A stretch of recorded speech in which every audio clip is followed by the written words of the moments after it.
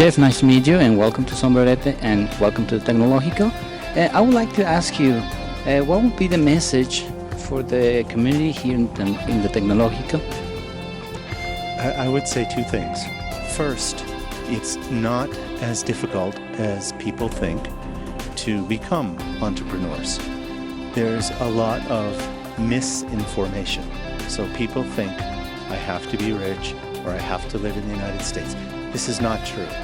We work all over the world in countries much poorer than Mexico, and we see plenty of entrepreneurs. So I would say the first thing is, and the most important thing is, you have to believe in yourself. If you believe that you can do this, you probably will succeed. That's been our experience.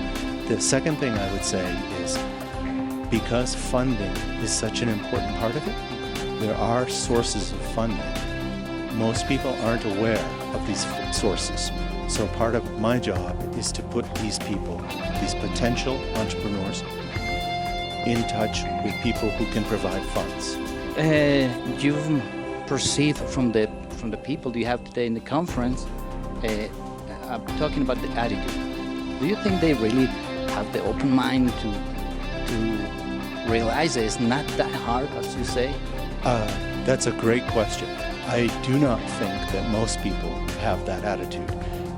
I don't blame them, because if you haven't had the opportunity to talk to others about this, you probably will not think, oh, it's such an easy thing to do. So another thing that I spend a lot of time doing is pointing out how they can do these things, the 5 steps that they can take.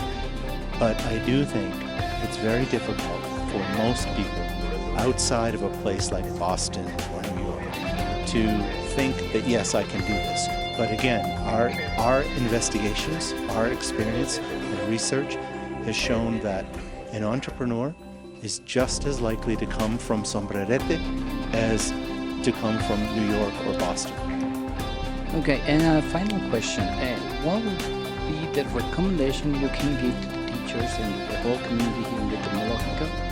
And that way the entrepreneurs can achieve that goal. There are 2 things I would say to the teachers here. One, don't dampen the enthusiasm of the students. So if a student has an idea, a passion that they want to pursue, the most important thing you can do is encourage that passion. The second thing I would say to the teachers is, you do need to have a plan, and it needs to be well organized. And one thing that teachers can do very well is help organize the students' thoughts.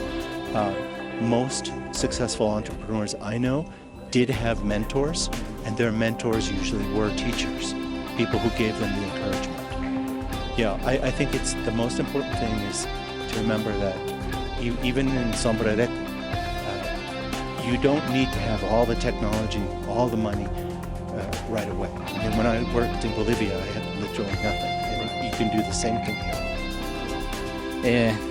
Believe me, we will take those advices very seriously, and I really appreciate these minutes, this moment, and this interview. I don't know if you want to add anything else to this interview? Well, I would just like to say thank you. It's been a great honor to come to Sombrerete and to see so many people who are interested in it. And I would say in closing, the most important thing again is to not give up.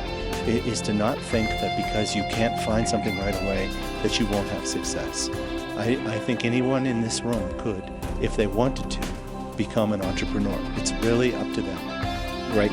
Well, thank you very much, and I really appreciate it. And again, welcome to Sombrerete, and I hope it's not the last time that you're here. Well, I thank you very much. I hope to return. It's a beautiful city. All right, thank you.